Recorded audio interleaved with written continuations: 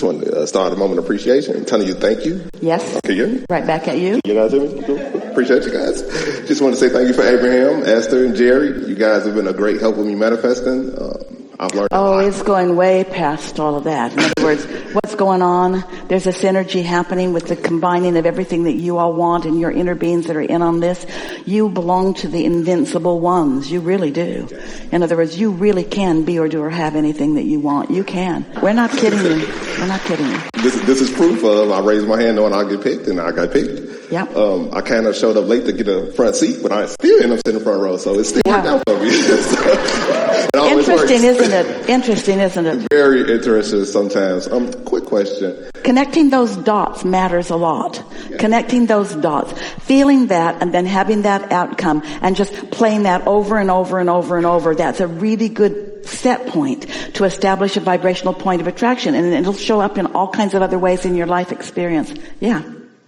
I have a question about asking and it's given versus relaxing and then not asking and something still great. Yeah, it's weird. It's like contradiction. Yes, it's because we're schizophrenic. So that's one of my questions. So do you really have to ask, or is it already, like you say, your vortex, everything you ask for is already in there, it's already ready for you, all you have to do is relax the body and it comes to you? It sometimes feels like asking. You have to define it. You have to define your focus. And whether you use words, you don't have to put words to it. The reason that we talk about using words is because once it has some momentum going and you begin to use more words, then there's more ownership and therefore more satisfaction in the unfolding. Then you feel more of the personal involvement and empowerment and hands in the clay. But really, when life shows you something that you want, and you don't do that thing that keeps something that you want from being active in your vibration, then it comes. You see that around you. Animals are really good at that. And many of the people that you know are good at that. Give us more about your question.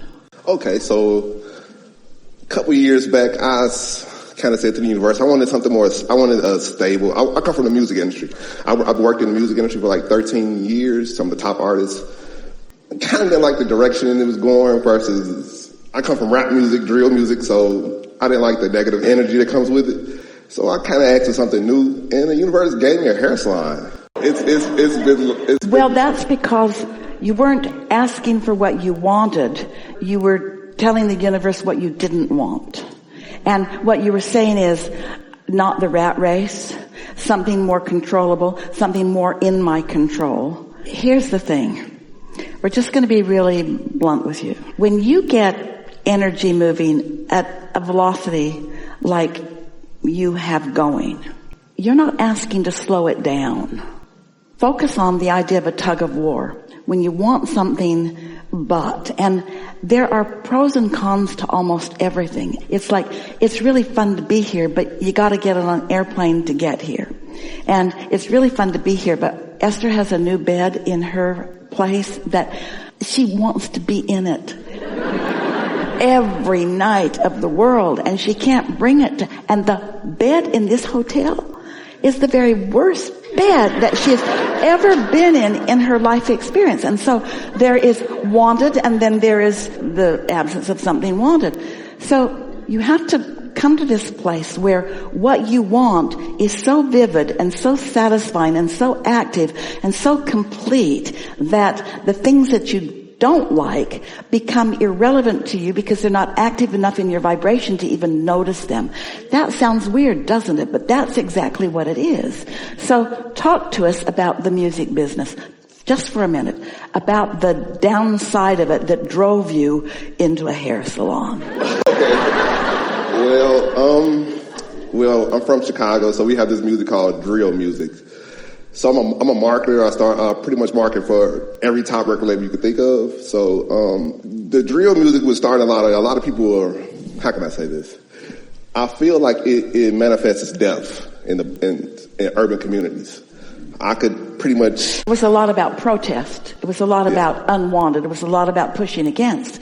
But we're talking about what you learned about the music business, what you learned about promotion, what you learned about focus, what you learned about taking someone and carrying them to another place. In other words, it doesn't matter what the specific of the music was. You learned how to do something that you could do with any kind of music. So through that experience, you felt like you were not promoting what's true to who you really are. What is true to who you really are? What do you want to activate in your bag of marbles that through the music business you would like to activate in the bags of marbles of people all over the world? What is it?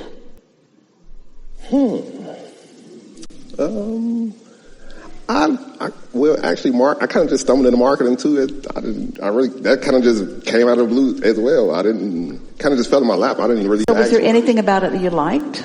I got to go on tour a lot, go around the world, meet new people, the money, the perks that come with working in the museum. So how do the perks of the hair salon compare? Much better. Much better? Everyone comes out, anybody that comes in the hair salon, they leave happier. No violence. The money is even better. I can expand. I go on and on. Are you saying to us that the universe knows what you've really put into the vortex even better than you do? Yes. That's what it feels like every time, yes. And that's a problem? No. My problem was more so, does accent sometimes contradict it? Does accent sometimes cause a contradiction? Versus it already being there, you can just relax and it comes. Well, the way we've been telling that story for a long time is, so you build this fantastic house and it seems like it's everything that you want and it satisfies many things, and then you realize that it doesn't have enough closets. And so then you build another house and you make sure that you got plenty of closets, but you realize you forgot about the kitchen. In most cases, as you get specific, this is the question that we really thought you were going to ask, because it's a schizophrenia that people feel from us often as we talk about deliberate creation, and then we talk about the art of allowing. We talk about scripting yourself into creation, and then we talk about ask and then just get out of the way and let it be. But it is just what you've demonstrated through your conversation here. It's living life that makes you define what it is that you do want. And sometimes you're drawn to something because it looks like, it's like what we were talking about with our friend earlier about finding a mate. There's some aspect of it that looks like it's really what you want, but the other elements aren't there, and you don't know it until you're living it. Most people would rather have negative emotion than no emotion at all, because it feels like something at least is happening in the negative emotion. Well, that's not wrong thinking. Because when you really know what you don't want, you really know what you do want. So earlier, did you hear us? We say it all the time, and we said it maybe not as well as we often do, that when you're living something and putting things into your vortex, that your inner being knows what you've put there, even though you do not. It is as valuable to know what you don't want as it is to know what you do want. Let's just start right there. It is as valuable to know what you don't want as it is to know what you do want, because the other end of the stick is always there. So when it was like too negative, or it was promoting too much of something that you didn't want, it caused you to launch rockets of desire that said something more like what? More like you want to be of value, more like you want to be an uplifter, more like that. What do you think you've heard from us here today? Did you hear anything from us about what you're supposed to do, or what you should do, or what choices you should make? Or is what you heard from us, once you've made a choice, line up with that choice and let the universe yield it to you? We said earlier, we've been saying this a lot, that your inner being knows where you are, whether you're a marker in that music business, or whether you are guiding or participating in or owning or branching out in the hair salon. Wherever you are, your inner being knows where you are exactly in relationship to what's in your vortex. And often you do not know that, but your inner being does. So your inner being is always calling you The words that we've been using forever are calling you around, over, under, through your path of least resistance until you get over there. And what did we say earlier today? What was one of the strong themes that was happening in this room? I'll know it when I see it. I'll know it when I see it. So much as in the vortex is a vibrational reality that you can't see. But you were called, and you said the universe put you in a hair salon, and now you're telling us you really like being there. So are you telling us you know it now that you see it? Yes. Sounds like a perfect scenario to us, doesn't it to you? Do you think you're done? Or do you think that there are things about that you like and things about that you don't like? And do you think that you are amending your vortex? And do you think that your inner being knows still more that you want? And that your inner being knows how much of what you want you can get from the current thing that you've got going on, and how much is going to have to evolve into something else? Don't be surprised when you find yourself involved in something else and saying, that's even more satisfying still. What is it that makes any of you think that it is your job to stand right here where you are and point out into your future and define specifically where you want to be? Don't you want it to evolve? Don't you want to have your own hands in the clay?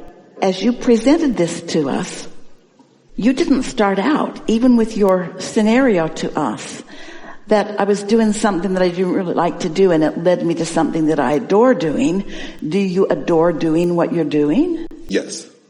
See there? Wouldn't that have been an easier story to tell?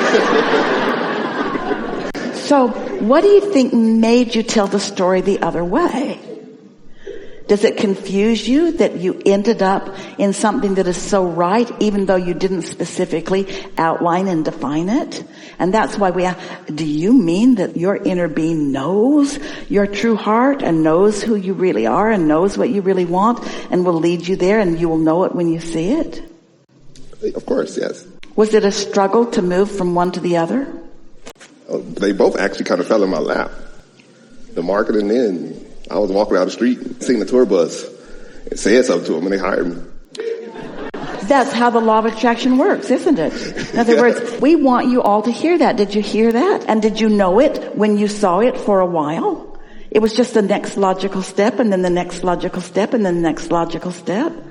So what does this say to you? What are you getting from this? What is this saying to you? Is this shifting your understanding a little bit of deliberate creation? Is this sort of shifting you into a place maybe that feels a little bit more like things are supposed to work out for you, and that they always are working out for you? And doesn't it make you want to ask the question of yourself, why am I making that such a shocking, surprising thing? Sometimes the things, the universe, like I said, I ask for things and the universe kind of gives me something better. That's because what's in your vortex is outside the box, and it's always better than what's inside the box.